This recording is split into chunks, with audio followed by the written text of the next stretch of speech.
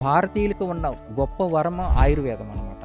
మీరు ఒకటి న్యాచురల్‌గా తగ్గించుకుంటే, మీరు న్యాచురల్‌గా ఒక స్టంట్ ఏపించుకోకుండా ఉంటే, ఇంకా 10 సంవత్సరాలు గుండెని ఆరోగ్యంగా ఉంచిన వాళ్ళవుతారు. గుండె జబ్బులు ఉన్న వాళ్ళలో లిపిడ్ ప్రొఫైల్ నార్మల్‌గానే ఉంటుంది. కానీ వాళ్ళు గుండె జబ్బుల బారిన పడతారు. కానీ చాలా మందిలో లిపిడ్ ప్రొఫైల్ హైలీ ఎక్కువగా ఉంటుంది. కానీ వాళ్ళకి గుండెపోటు రాలేదే. కాబట్టి ఒక్క యాంగిల్‌లోనే గుండె జబ్బుని అర్థం చేసుకొని, ఒక యాంగిల్‌లోనే ట్రీట్మెంట్‌కి ఇదే పరిష్కారం అనేది ఒక న్యారో మైండెడ్‌గా ఆలోచించడం అవుతుంది.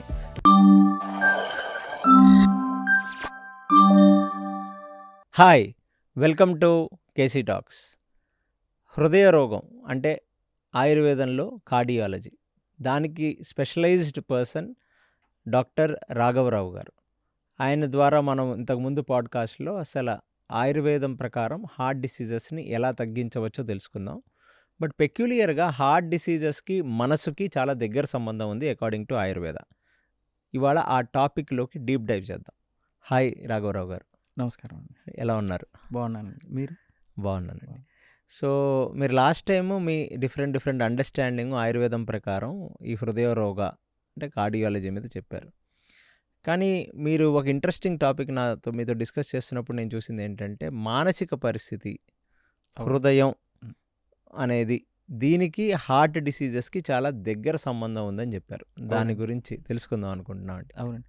ఖచ్చితంగా శరీరము మనసు మీద ఆధారపడుతుంది.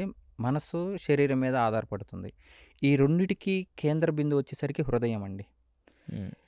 హృదయాన్ని గనక బాగా మనం నిబ్బరంగా గనక పెట్టుకున్నట్టయితే శారీరకంగా ఎటువంటి రకాల జబ్బులు వచ్చినా కూడా అది తొందరగా తగ్గిపోతుంది. ఇంకోటి, ఈరోజు చనిపోతారు, ఇంత ఎమర్జెన్సీ ఉంది అనేవాళ్ళు కూడా 10 సంవత్సరాలు బతికిన వాళ్ళు కూడా ఉన్నారు, దాన్ని ఓవర్కమ్ అయ్యి. హృదయం అంటే ఇక్కడ ఏంటి, ఒక ఆర్గనా? హార్ట్ని హృదయం అంటారా లేకపోతే? కాదండి, హృదయము అనేది ఒక ఆర్గాన్ కింద పరిగణించవచ్చు.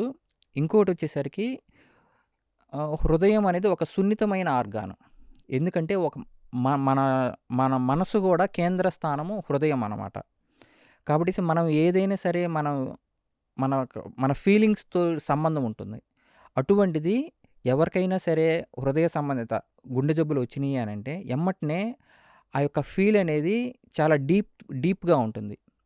అప్పుడు మనం ఆ యొక్క సమస్య నుంచి ఎట్లాగ బయటపడాలి, అంత భయాందోళనకి గురి కాకుండా ఉండాలంటే ఏం చేయాలి? ఫస్ట్ గుండె సమస్య అనేది అది కామన్.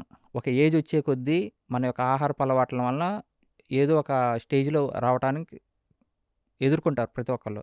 కానీ దాని నుంచి బయటపడటం ఎట్లాగా? అది ఆపరేషన్ చేసుకోకుండా బయటపడవచ్చా? లేకపోతే దీనికి ఆపరేషన్ లేకుండా, లేకపోతే ఇంకొంతకాలం నేను ఇచ్చేసుకోగలుగుతా, ఆపరేషన్ పోస్ట్‌పోన్ చేసుకోగలుగుతానా అనేది దాని యొక్క పరిస్థితిని అతను అవగాహన పెంచుకోవాలి. ఇప్పుడు మనం ఒక జర్నీ చేయాలి.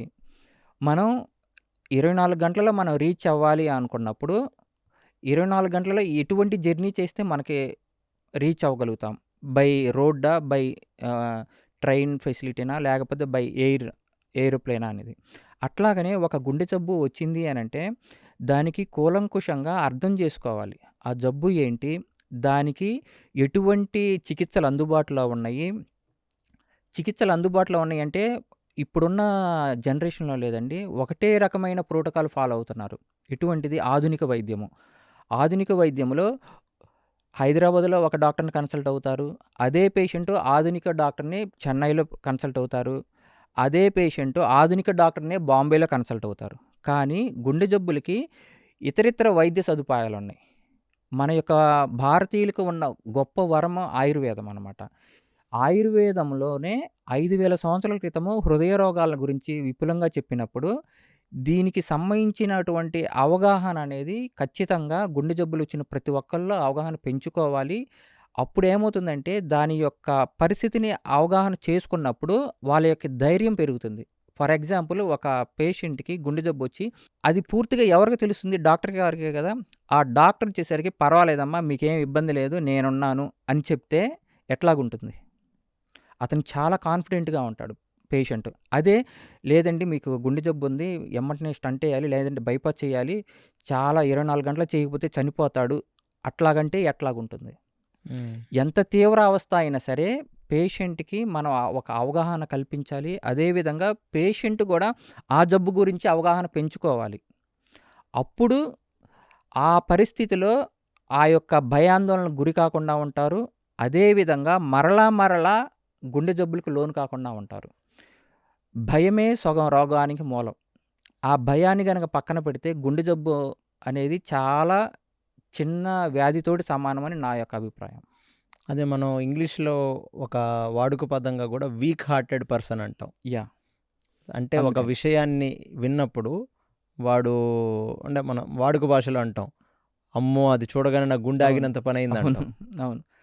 అంటే ఒక ఎమోషన్‌కి, గుండెకి సంబంధం ఉందనేది ఒక చిన్న భాష పరంగా కూడా మనం యూజ్ చేస్తాం కదా! ఒక మాటలో చెప్పాలంటే మన గుండె యొక్క పరిమాణం మన యొక్క పిడికిలంత ఉండిద్ది. హ్మ్. కానీ ధైర్యంలో కొండంత ఉండాలి.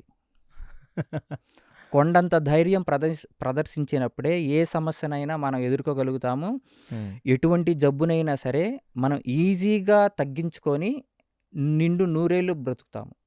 సో, ఇక్కడ ఆ గుండె ధైర్యం అనేది అంటే అది. ఆ వర్డే యూజ్ చేస్తాం కదా! అవును. గుండె ధైర్యం అనో. అందుకనే హృదయంలోనే మన యొక్క మనసు ఉంటుంది. హ్మ్. మనసు యొక్క స్థానం హృదయం. హ్మ్. కాబట్టి దాన్ని కోల్పోకూడదు. ఎప్పుడూ గూడా ఒక స్టూడెంట్ వచ్చేసరికి గుండె నిబ్బరంగా, ధైర్యంగా ఒక ఎగ్జామ్ అటెండ్ అవుతాడు. బాగా చదివి కాన్ఫిడెంట్ తోటి. హ్మ్. అట్టానే ఒక గుండె సంబంధించిన